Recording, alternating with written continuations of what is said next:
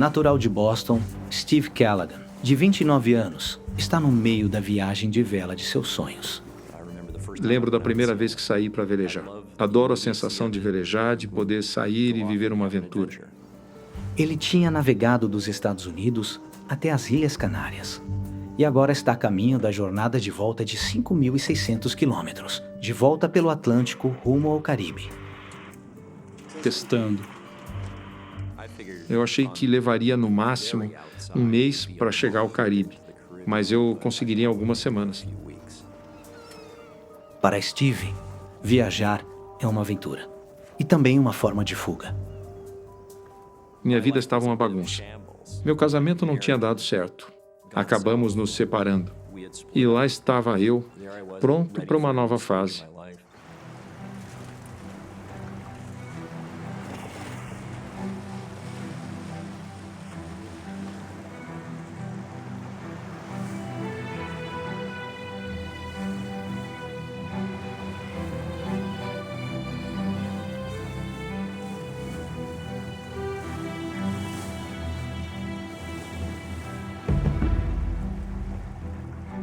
Steve espera que o isolamento no mar aberto, em seu barco construído por ele mesmo, o ajude a deixar um ano difícil para trás.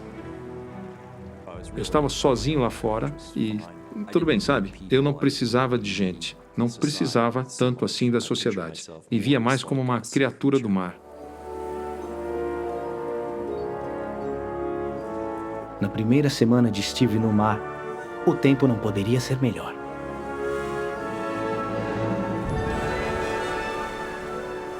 Quando saí das Ilhas Canárias por uma semana, foi a navegação mais paradisíaca da minha vida. Tudo era simplesmente lindo. Eu ouvia meu rádio e batucava no barco como um tambor. Tinha toda uma rotina de exercícios no barco. Eu estava simplesmente, completamente à vontade lá.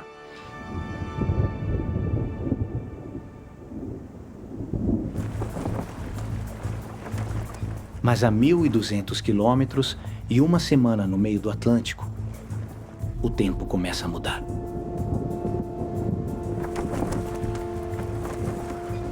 O clima começou a ficar feio. Eu devia estar a uns 65 quilômetros por hora. E as ondas começaram a aumentar. Para um marinheiro experiente como Steve, não é nada fora do comum. Já vi tempos bem piores, de verdade.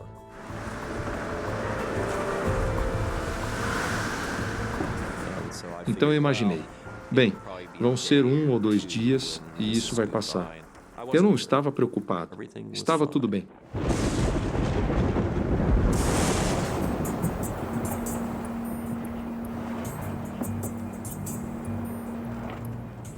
A noite cai e o mau tempo continua. Steve liga o piloto automático e se acomoda para a noite.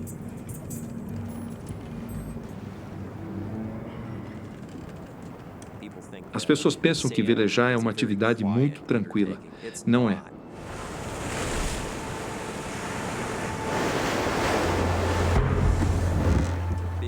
Ondas grandes batiam nas laterais do barco. A gente sente essa movimentação brusca, mas eu ainda consegui me deitar. Estava quase dormindo.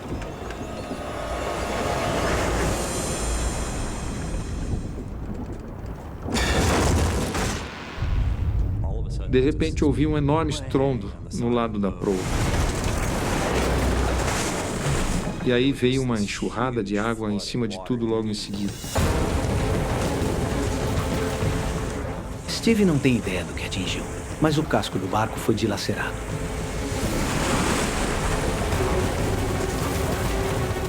A água estava subindo muito, muito rápido. Em segundos, a água já estava acima de sua cabeça. Nessa hora eu pensei, esse barco vai afundar. Vou ir direto para o fundo. O barco de Steve está afundando. Ele sabe que tem segundos para chegar ao bote salva-vidas no convés.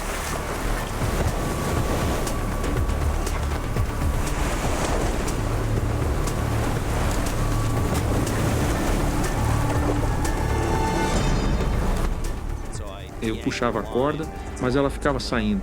Nada. Vai! Nada funcionava. Vamos lá!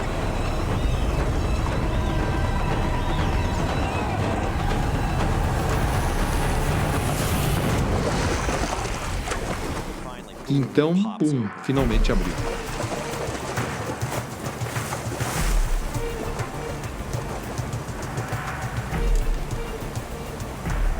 Steve chega em segurança. Mas justo quando está prestes a se soltar, um pensamento aterrorizante o atinge. Só com o equipamento que estava no bote, eu não ia durar muito tempo. Tudo o que ele precisa para ter qualquer chance de sobrevivência está guardado bem no fundo do barco inundado.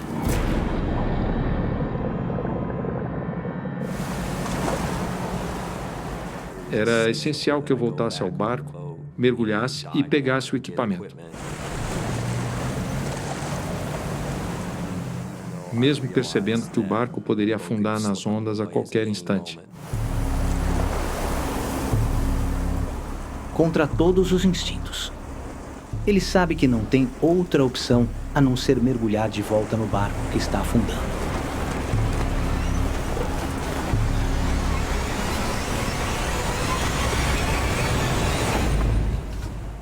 Estava tudo escuro lá dentro.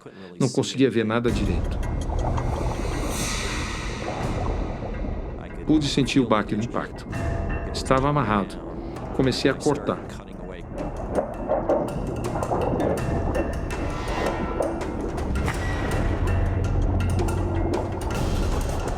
Steve liberta seu kit de suprimentos de emergência. Mas assim que chega à escotilha de saída, A escotilha bateu e fechou. O barco estava coberto de água. Eu estava afundando. Pensei que era o fim. Se eu não saísse de lá naquele momento, eu com certeza iria morrer. Eu tinha 100% de certeza disso.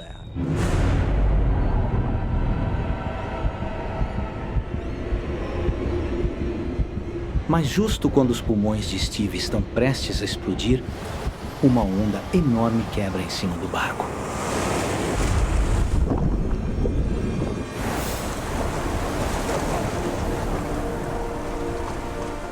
De repente, o ar estava de volta. Aquilo foi um alívio imenso. Com apenas segundos para escapar, Steve foge agarrando seus suprimentos de emergência vitais. Pulei no bote e vi que estava me afastando do barco. Steve só podia assistir, enquanto se afastava não apenas do seu barco, mas também de seu sonho.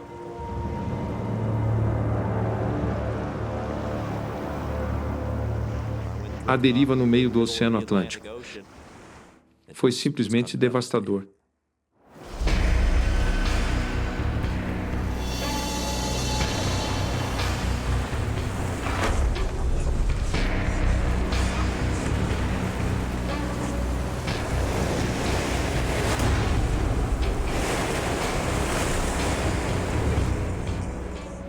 Naquela primeira noite, o vento soprou forte. Estava muito frio, estava muito molhado e foi tudo muito assustador.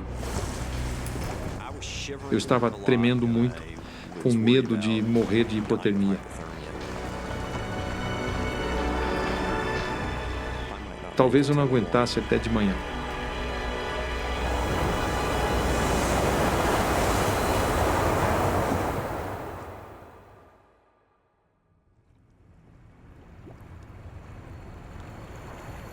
John. Enfim, a calmaria. Para revelar o verdadeiro terror da situação de Steve. Seu barco se foi. E ele estava sozinho no meio do Atlântico.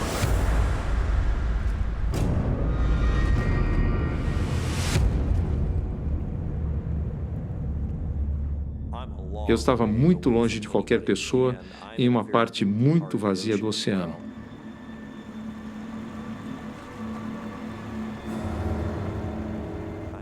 Eu era apenas uma coisinha minúscula cercada por essa imensidão de mar. Era meio que avassalador.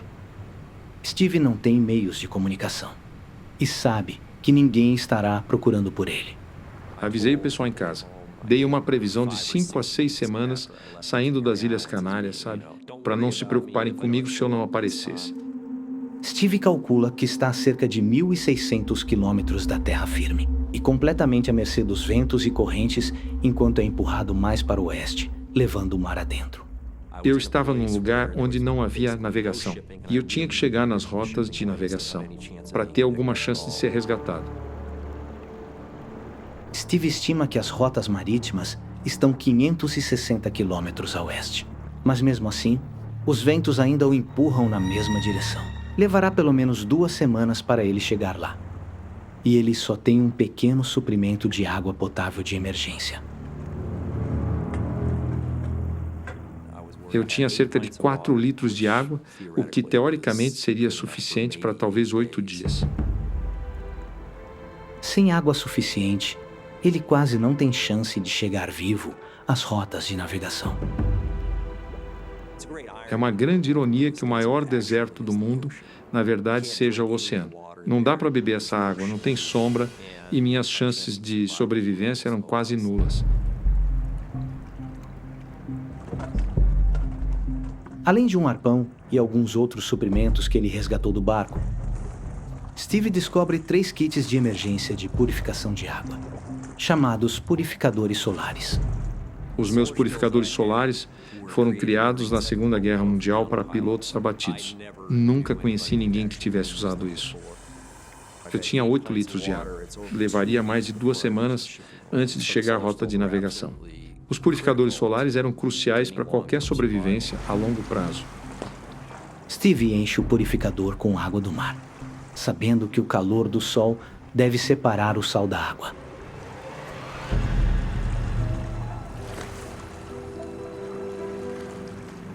Eu teria em meia hora um saco inteiro de água.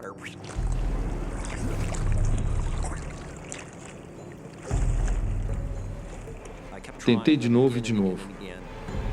Steve não entende como os purificadores funcionam. Era água do mar, simples assim. Não funcionou. E agora ele enfrenta sua primeira noite completa à deriva no oceano.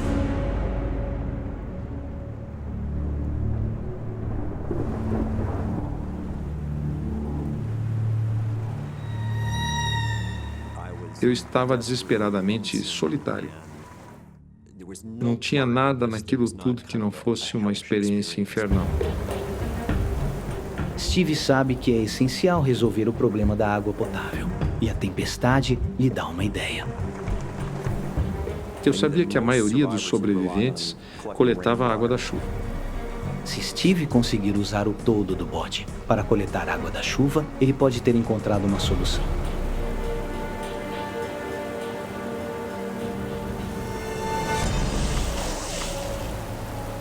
Era como beber o vômito de alguém. Era tão horrível que era impossível de beber aquilo ali. O pigmento laranja da cobertura contamina a água. Decidi não beber a água da cobertura. Era muito perigoso.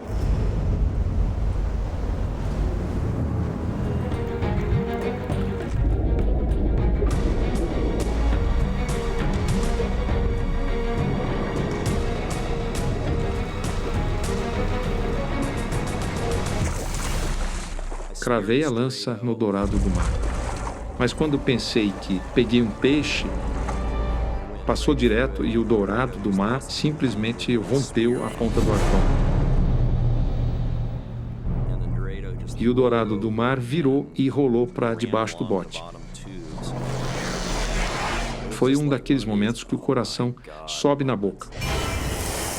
Foi um som horrível. Era como se todas as bolhas estivessem saindo de uma vez. Foi um absurdo como o bote murchou rápido. O peixe empalado furou o bote salva-vidas.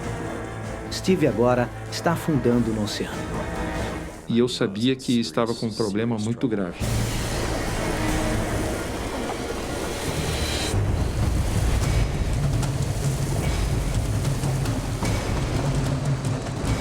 Foi muito rápido. O fundo inteiro estava completamente murcho. rasgou um buraco mais ou menos desse tamanho. Achei que poderia continuar enquanto o bote estivesse inteiro. Mas agora ele não estava mais inteiro. Talvez aquele fosse o fim da linha. Com uma parte crucial de seu bote danificada, agora está instável demais para Steve pescar ou coletar água. Era como se eu estivesse caminhando em areia movediça de borracha. Além disso, não estava indo muito rápido com o vento, então eu não iria sobreviver se não encontrasse uma solução. Continuei fazendo reparos, cobrindo bem forte e enchendo.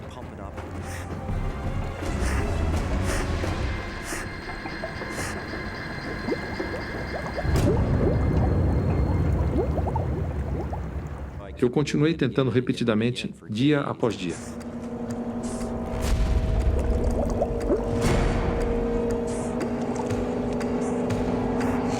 Dia 47.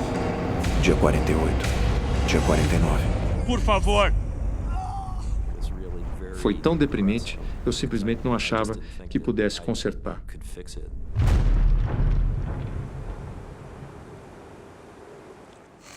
Steve sabe que o bote furado é um desastre. Está indo mais devagar.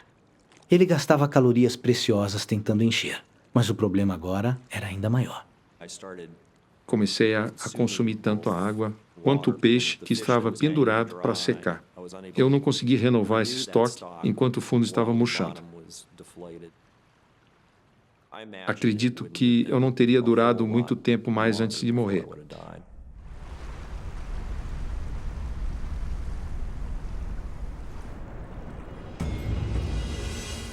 Por 10 dias, Steve se esforça ao máximo para manter o bote inflado. Mas ele falha. Depois de lutar por tanto tempo para permanecer vivo. Essa foi a gota d'água. Eu estava completamente exausto. Era isso. Eu desisti. Simplesmente me deitei. Foi isso. Eu literalmente desmoronei.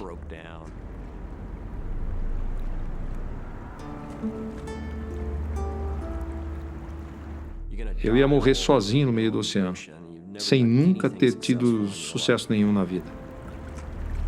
Só um casamento fracassado, relacionamentos. Nunca tinha me dedicado o suficiente a ninguém. Eu simplesmente desperdicei minha vida. Fome, sede e nenhuma esperança. Steve sente que a morte agora é uma certeza.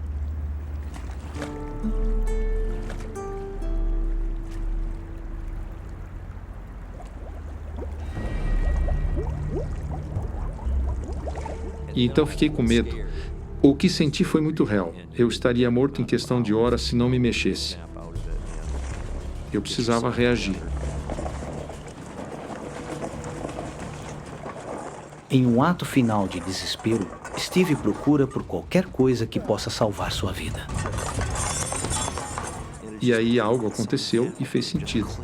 E eu pensei, é isso, o garfo. Steve espera que um garfo possa ser forte o suficiente para fixar um remendo no bote.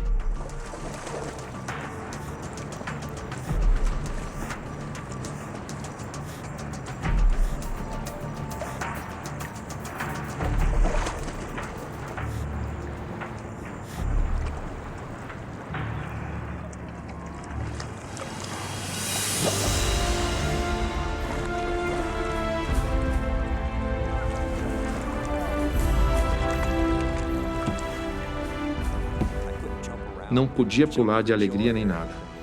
Mas aquela foi a maior vitória da minha vida. Dia 54. Mas a alegria de Steve dura pouco.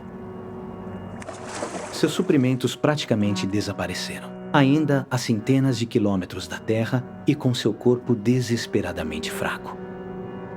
Legal, escapei dessa. Mas e agora? Eu ainda estava condenado. Dia 55. 56. 57. Lá vai um dia da minha vida. Lá vai outro dia da minha vida. Eu não achei que iria conseguir. Dia 60.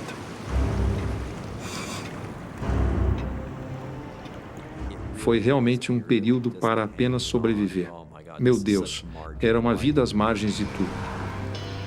Eu olhava para meu relógio e pensava que tinham passado minutos. Olhando de novo, parecia que tinham passado 30 segundos. Era como se o tempo se arrastasse bem lentamente.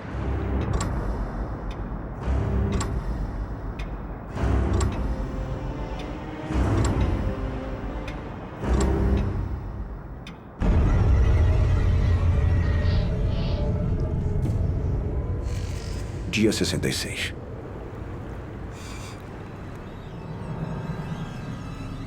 Após 66 dias sozinho, a última corda de salvação de Steve se foi. Os purificadores solares chegaram ao fim de sua vida útil.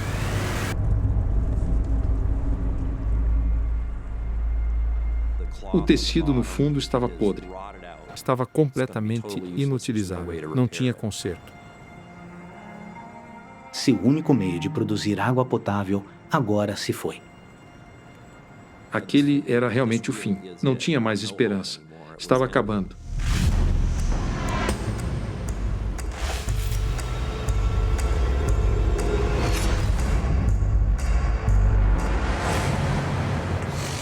Dia 69. Steve agora só tem 3 latas de água de emergência restantes. E os níveis tóxicos de sal no seu corpo estão levando sua sanidade ao limite. A parte física de mim dizia: "Ei, tem água ali. Vai, bebe." Mas tinha a parte racional em mim dizendo: Não. Nem pensar. Só vou beber se eu estiver morrendo. Não vou cair nessa logo agora."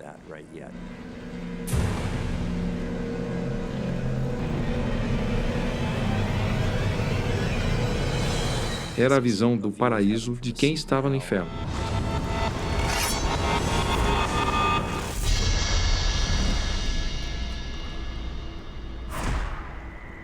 Sozinho no oceano por mais de 70 dias, o corpo e a mente de Steve agora estão desligando.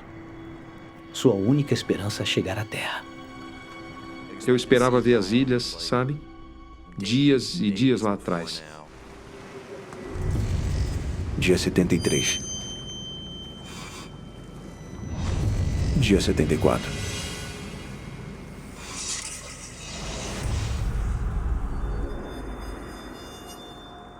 Eu já devia estar chegando às ilhas, me aproximando.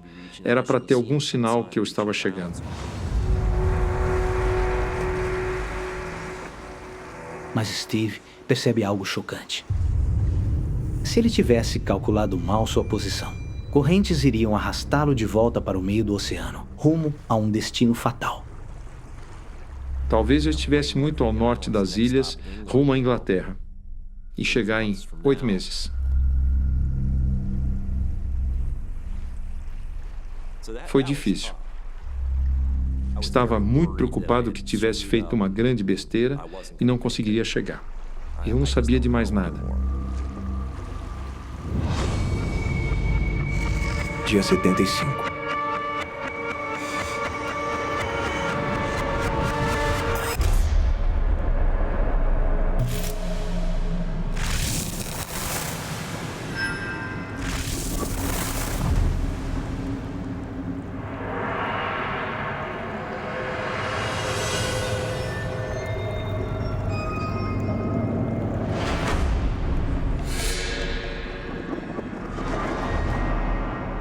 Talvez eu estivesse morto. Nunca morri antes. Talvez seja assim que é, e isso é o que mereço pela vida desleixada que levei. Talvez eu fique boiando aqui para sempre. Senti o desespero dos que já ficaram à deriva e nunca voltaram, sem ninguém nunca descobrir o que aconteceu. E lá estava eu entre eles.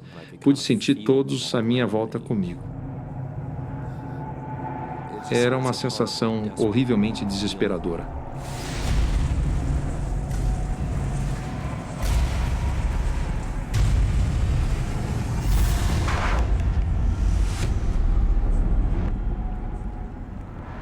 Estava acabado.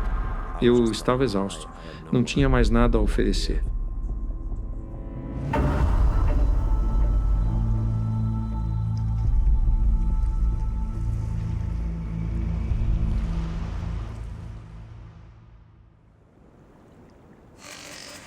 Dia 76.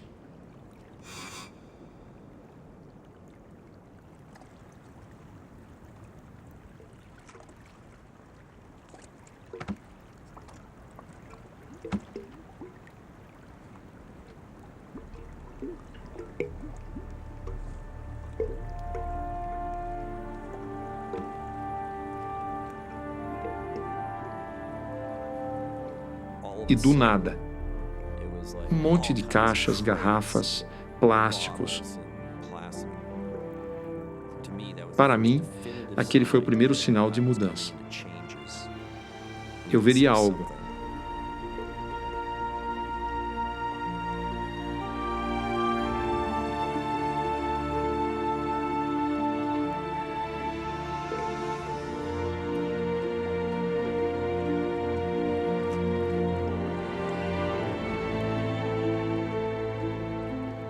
O sol nasceu e tinha uma ilha bem na minha frente. Eu devia estar a pouco mais de 15 quilômetros de distância.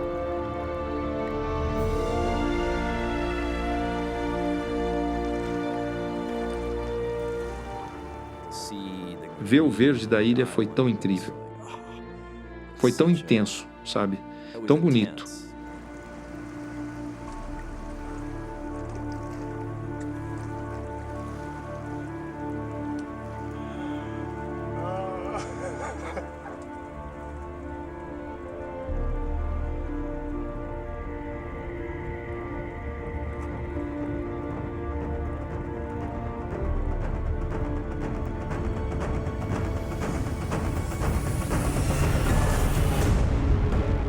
Mas para seu horror, Steve percebe que a ilha é uma fortaleza inexpugnável de penhascos verticais e recifes de coral afiados como lâminas.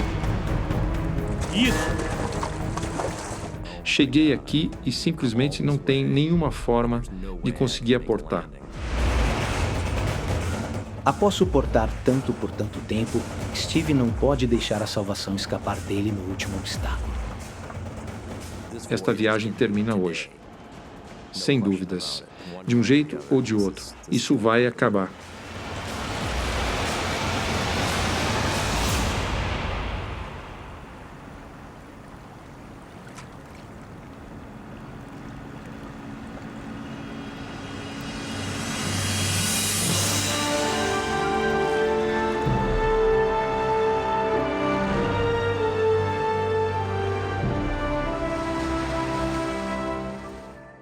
Minha nossa, tem alguém. Tem mesmo alguém ali. Não conseguia acreditar que realmente tinha gente ali.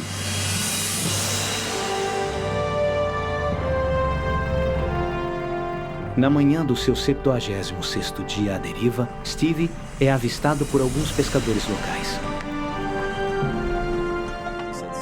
Ele perguntou o que eu estava fazendo ali. E eu respondi que não estava ali só para bronzear, sabe?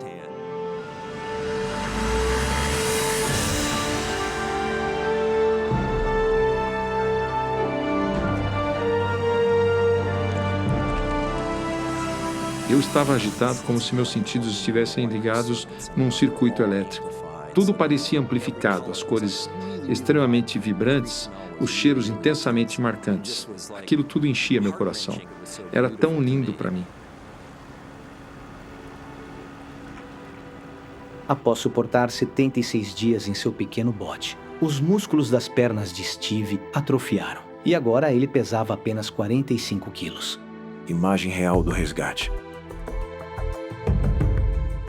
Após 6 semanas no hospital, Steve reencontra os pais que pensou que nunca mais veria.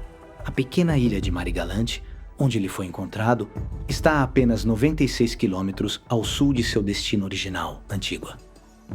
Não há nada de nobre em ter sobrevivido. Eu só sobrevivi. Eu tinha muitos assuntos inacabados.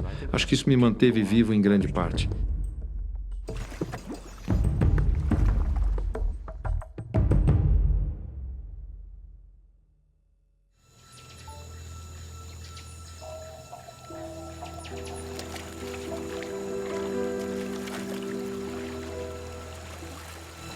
Benedict Allen, de 22 anos, sempre foi um sonhador.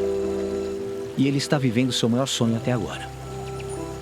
Ele está seguindo os passos de seu pai e se tornando um aventureiro. Meu pai era piloto de testes e foi muito emocionante ter esse pai glamouroso que costumava pilotar esses aviões sobre a casa. E eu presumi que um dia eu estaria em algum tipo de empreendimento, assim como meu pai. Eu só queria ser como um desses grandes exploradores como Cook, H.M. Stanley ou Livingstone.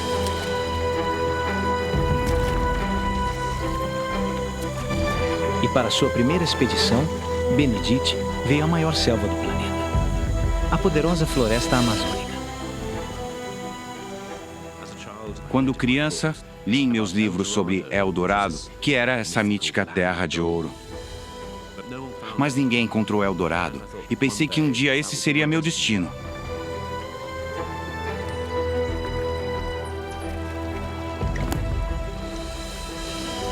Seu companheiro nessa jornada é um cachorro de rua com quem ele fez amizade ao longo do caminho.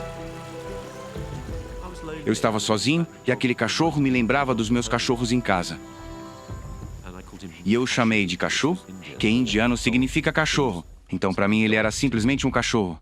Mas ele começou a ser mais do que um cachorro. Ele começou a ser meu amigo. Apesar de seu entusiasmo juvenil, essa é a primeira grande aventura de Benedict. Ele está tentando atravessar mais de 1.600 quilômetros de floresta tropical densa e desconhecida. Então ele está confiando muito em 2 guias locais para ajudá-lo a sobreviver. Eles me ensinaram como me sentir confortável na floresta, que para mim era um lugar confuso.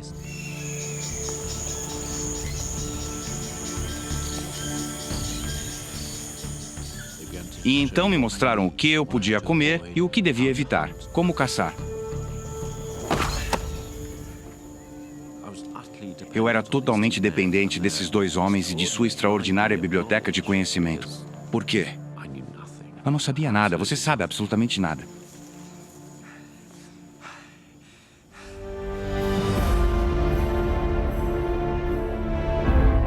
Durante 3 meses, eles se aprofundam na vasta floresta tropical e estão perto da suposta localização de Eldorado, a Cidade do Ouro. Mas Benedict foi avisado sobre os perigosos mineiros ilegais que foram atraídos para cá. E há indícios preocupantes de que eles não estão sozinhos. Sinais eram sinistros. Desde o início. A água, apenas garrafas vazias de cachaça. E cachaça é uma espécie de rum barato. Havia a sensação de que havia forasteiros na floresta. Fui avisado de que eram assaltantes de bancos, ladrões, pessoas acusadas de assassinato. Todos haviam ido para a floresta porque havia uma chance de ganhar dinheiro rápido. Apesar da apreensão de Benedict, eles devem encontrar um local para acampar, pois a noite está se aproximando.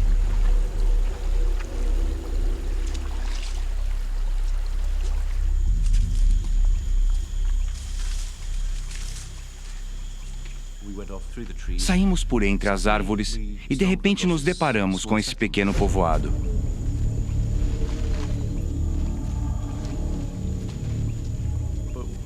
Enquanto eu estava preocupado, meus 2 guias indígenas ficaram absolutamente fascinados. Vamos. Me lembro de um deles pegando um abridor de latas e se perguntando o que era isso. Vamos. Vamos. De repente, esse personagem, Mendes, apareceu. Ele era o clássico garimpeiro. E eu senti que tinha que sair dali.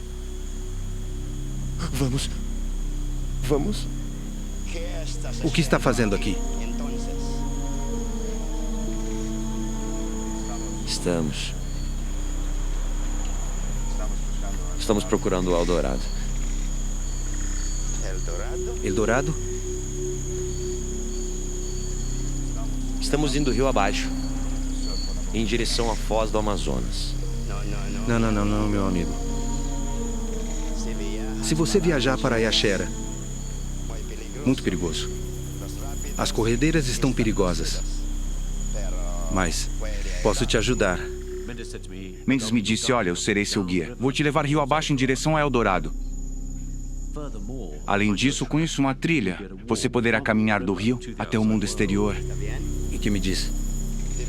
Será divertido. Eu pensei, talvez eu tenha julgado mal esse minerador de ouro. Talvez ele não seja tão ruim. E eu pensei, eu deveria seguir esse plano. Eu estaria indo na direção certa, pelo menos. Certo.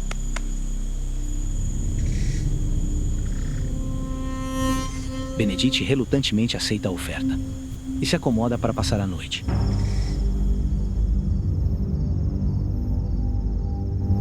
Mas, conforme a noite avança, ele tem uma sensação de que nem tudo é o que parece. Naquela noite, acordei na minha rede sentindo que algo estava errado. Uma sensação de desconforto e lembro-me de pensar que tenho que verificar as coisas.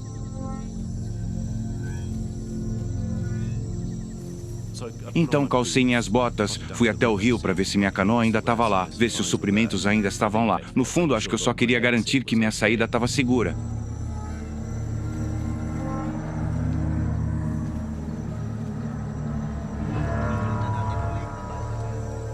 Ouvi uma conversa entre Eduardo e Mendes. Eles estavam discutindo sobre mim. Eles estavam dizendo, por que não cortamos a garganta dele agora?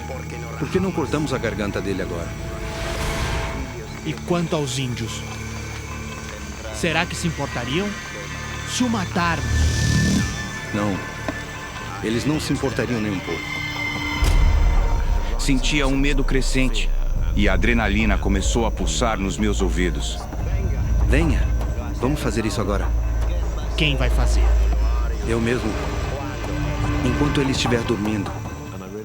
E percebi que iria ser morto. Este é meu último momento de vida. Eu só pensei, vá, corra, saia daqui. Peguei meu martelo, minha rede de mosquito e corri para o barco. E de repente, eu estava na escuridão, na minha canoa, com meu cachorro. E com seu leal amigo cachorro. Benedict consegue escapar do perigo. Meu primeiro pensamento foi alívio.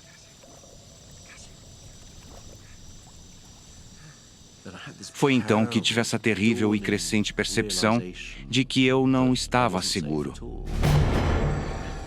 Estava cercado pela floresta. Era no meio da noite. E eu estava muito sozinho. Sem seus guias, Benedict agora está preso em mais de 5 milhões de quilômetros quadrados de floresta tropical. Sem ninguém para lhe mostrar a rota de saída. Eu realmente não estava no final de um pesadelo, mas no começo de um. Cachorro! Vamos dar o fora daqui. Eu remei rio acima por talvez 1 hora e pensei, vou me acalmar, vou encostar ali no lado.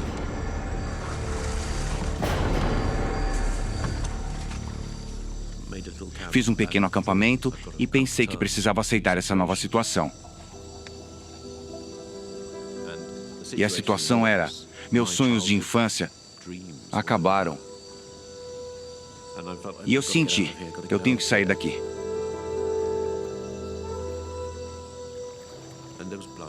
E havia sangue pulsando em minha cabeça. E não sabia o que havia na floresta. E eu não me conhecia, na verdade.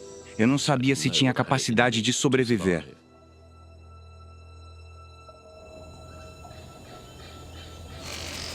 Dia 1.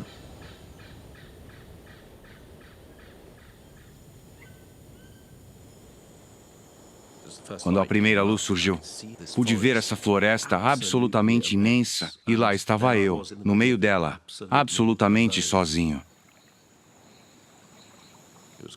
Foi aterrorizante naquela primeira manhã.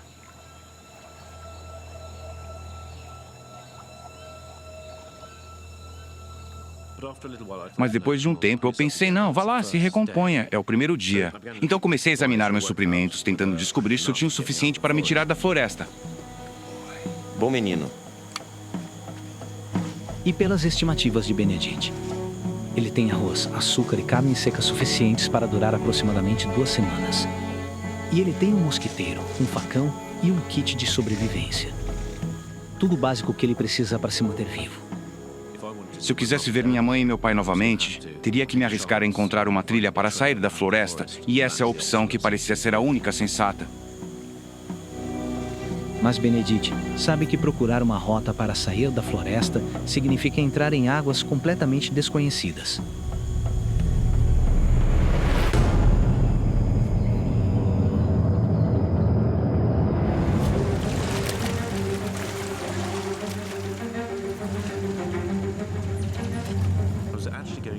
Na verdade, eu estava indo para o interior. Eu estava subindo o rio. Então, no momento, até encontrar aquela trilha, eu estava caminhando rumo ao nada.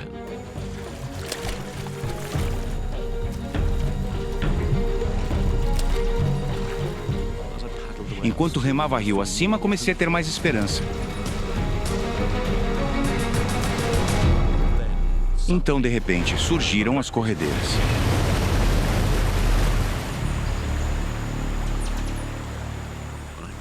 Lembro-me de pensar, vamos, Benedict, se recomponha, você tem que sair daqui.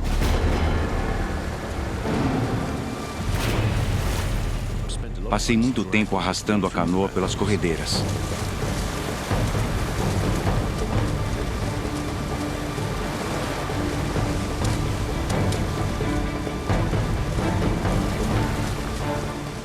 Foi um trabalho imensamente difícil. Parecia interminável. Eu estava sempre lutando contra esse rio.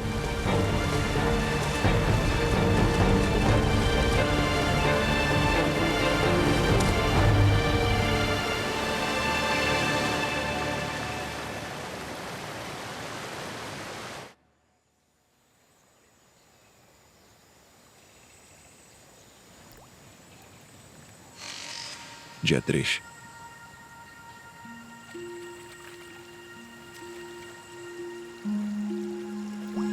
Depois de 3 dias no rio, lutando contra inúmeras corredeiras, a dura realidade está chegando para Benedict. Ele está indo cada vez mais fundo na floresta. E ainda não há sinal da trilha.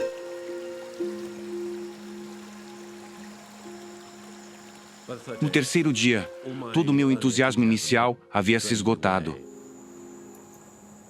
Fiquei pensando, quantas corredeiras existem? Elas não estavam marcadas em nenhum mapa. Parece não ter fim.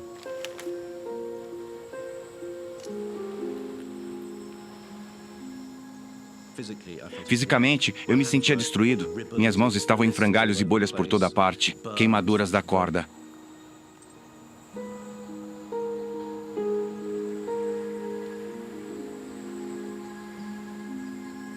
A grande incógnita era por quanto tempo eu poderia continuar.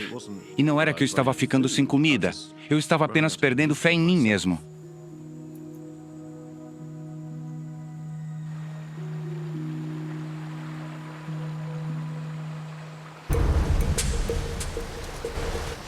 No meio da tarde, parecia que Benedict e Cachu haviam passado pelo pior das corredeiras. Eles agora podem continuar a busca por uma saída da floresta. Lembro-me de começar a remar até a água limpa, mas eu ainda não tinha ido longe o suficiente. De repente, descobri que a situação estava fora de controle. Comecei a voltar e isso se tornou absolutamente aterrorizante. Percebi que estava lutando pela minha sobrevivência. Eu precisava manter essa canoa em pé. Mas então, bum! A canoa se despedaçou com o impacto. Tudo agora acabou na água. O cachorro, os suprimentos e eu. Foi um momento de terror absoluto, quando percebi que não estava perdendo apenas meus pertences, mas na verdade eu estava tendo que lutar pela minha vida. Eu estava engasgado na água, tentando recuperar o fôlego.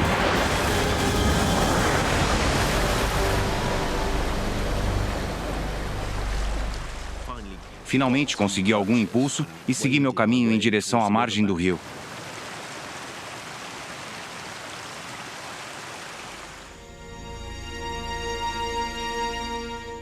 De repente, tive a sensação de que havia algo lá fora. Como se algo estivesse me perseguindo. Eu pensei, vamos, Benedict, mantenha um controle. Você está perdendo o controle. De repente, ouvi um barulho. E meu maior medo era que fosse uma onça. E foi aterrorizante esperar por algo que ia saltar em mim.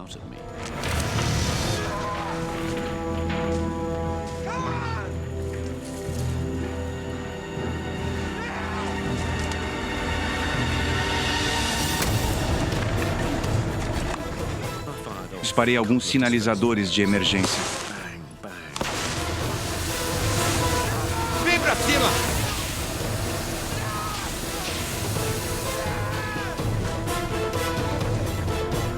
E nada.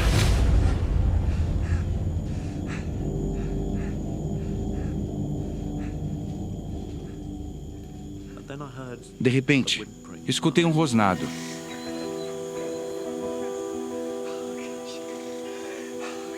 Cachu, bom menino. Incrivelmente, depois de desaparecer nas corredeiras 2 semanas antes, Cachu rastreou seu velho amigo por 64 quilômetros de floresta tropical. E de repente, os horrores de sua situação pareciam ter desaparecido.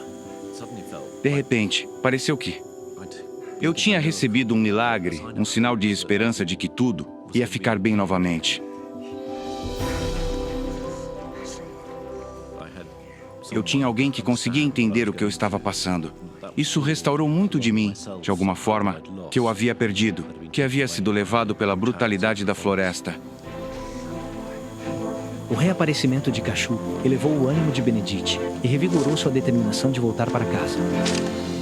Mas ele está desesperadamente desnutrido, lutando contra uma doença mortal e rapidamente ficando sem tempo. Dia 15, dia 16, dia 17, dia 18, dia 19, dia 20. Agora, eu estava há 3 semanas nessa caminhada, 3 semanas quase não comendo nada. Depois de caminhar por 112 quilômetros, Benedict está agora em estágios avançados de fome. E os parasitas da malária estão rapidamente colonizando e destruindo seu corpo. Ele sabe que sua condição está ficando crítica. E eu estava tão ciente de que eu estava ficando sem tempo. Cachu parecia ficar cada vez mais para trás. E eu pensei, não posso ter você como passageiro. Cachu! Cachu! Cachu! Cachu!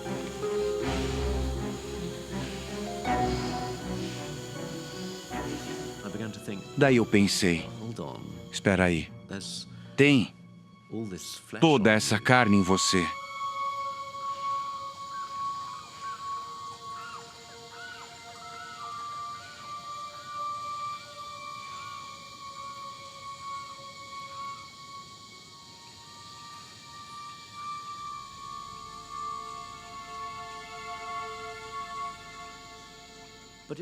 Mas não dava para imaginar que, algum dia, ele se tornasse meu alimento. Cachu!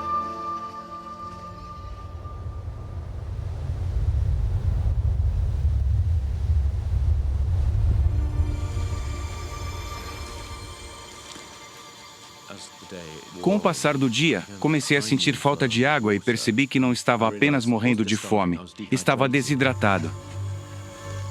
A vida de Benedict agora está em jogo.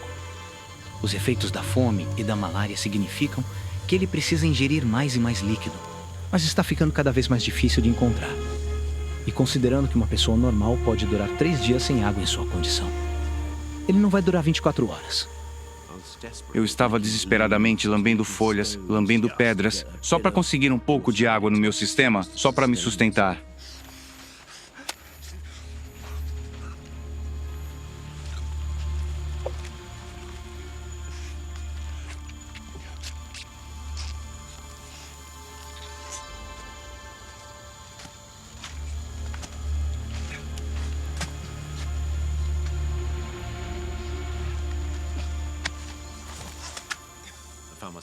Me vi lado a lado com um cachorro, realmente bebendo água como um cachorro.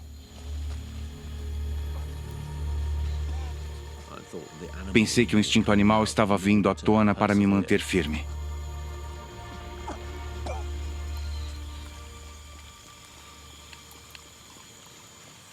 Eu sou que nem você, cachorro. Eu estava em um estado desesperador.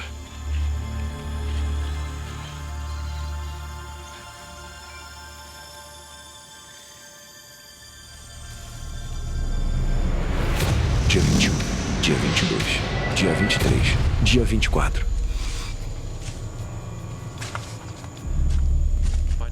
A essa altura, era quase impossível continuar caminhando.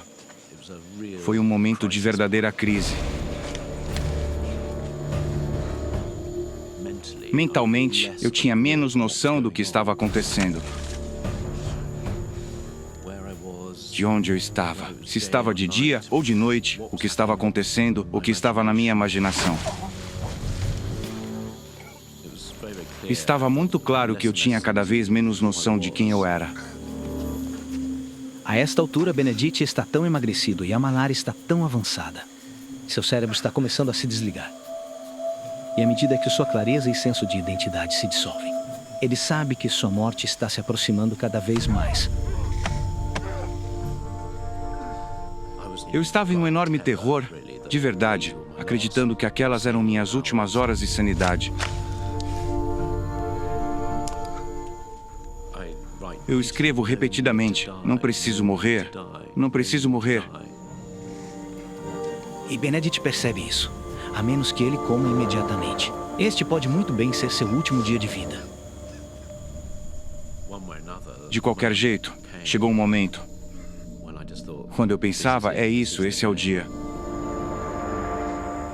Dia em que eu possa realmente tomar coragem, pegar meu facão e matar o cachorro.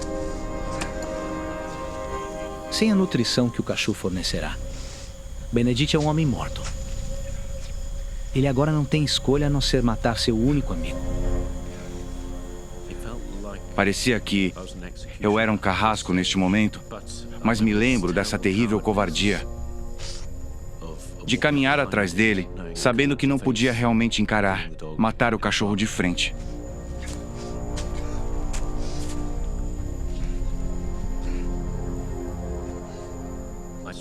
Eu dei um golpe na cabeça por trás.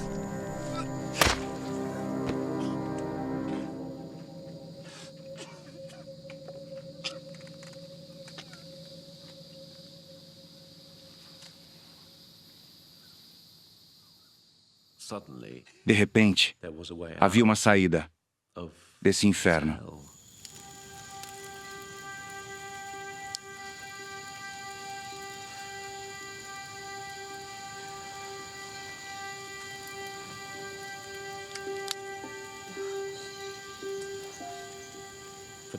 Por enquanto, eu me concentrava nas partes mais nutritivas, os rins, o fígado, o coração, e as colocava no fogo.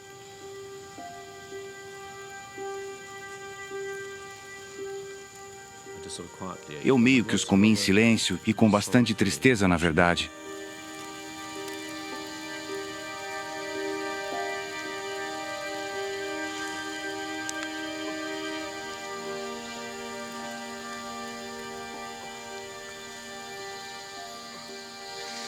Mas Benedict não consegue ingerir a carne. A malária está fazendo com que seu estômago rejeite qualquer coisa que lhe imponha. E a realidade se revela.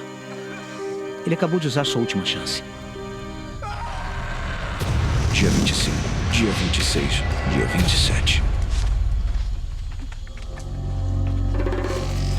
Dia 28. Quando eu pensava que não podia piorar, piorou.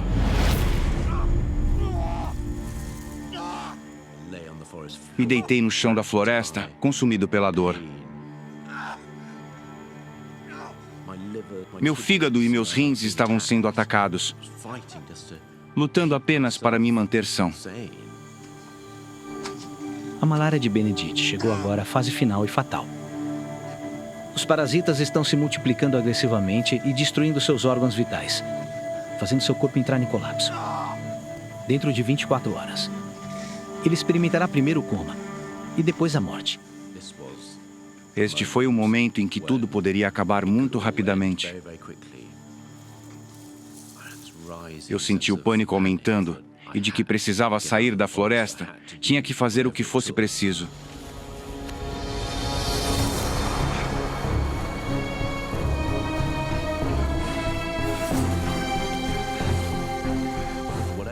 Não importa como, eu tinha que ir em frente. Continuar colocando um pé na frente do outro. Continuava indo em frente, fazendo um progresso insignificante e às vezes nenhum progresso. Eu nem conseguia pensar direito, nem conseguia ver minha bússola.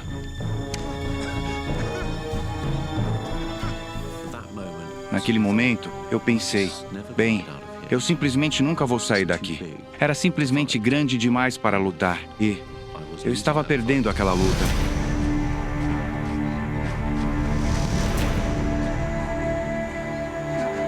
Benedict simplesmente não pode continuar. Ele está muito fraco, muito devastado pela doença. Foi um momento terrivelmente solitário, pensando, este é o fim.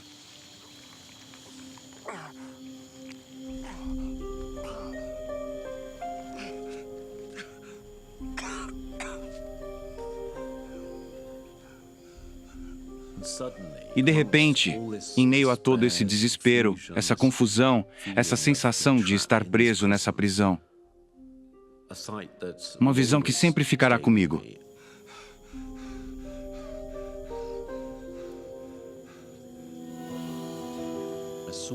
Eu vi esse galho cortado.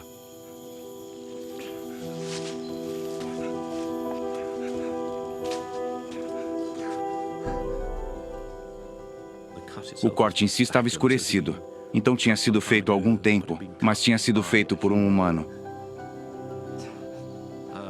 Percebi que, na verdade, havia vários desses galhos. Isto era, de fato, o limite do mundo exterior. Eu comecei a investigar e havia uma trilha.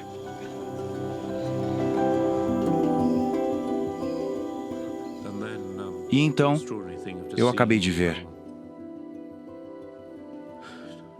claridade, e isso ainda me emociona. Essa reconexão com o mundo exterior.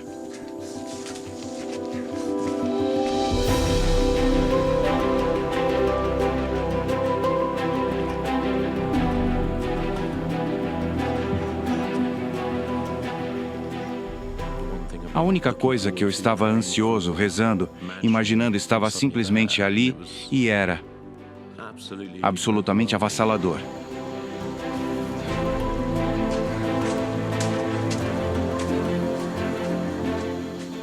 E percebi que estava nos fundos de um jardim. À minha frente havia uma cabana e um homenzinho diante dela. E ele estava apenas parado ali, com uma expressão não de boas-vindas, mas de horror.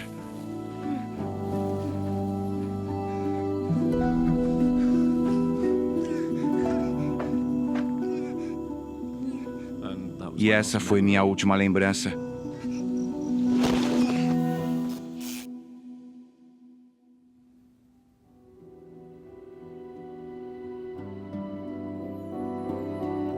Tendo reconhecido os sintomas da malária. O fazendeiro cuidou de Benedict por 3 dias antes de ser levado a um hospital em Macapá, onde se recuperou totalmente. Benedict voltou para casa para se reunir com seus pais uma semana depois. Minha vida nunca mais foi a mesma. E Benedict vem explorando o mundo desde então, realizando seus sonhos de se tornar um renomado aventureiro, assim como seu pai.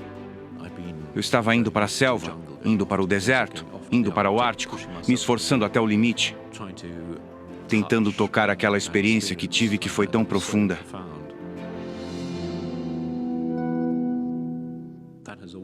Isso sempre me assombrou e é algo que sempre estará comigo, guiando o resto da minha vida.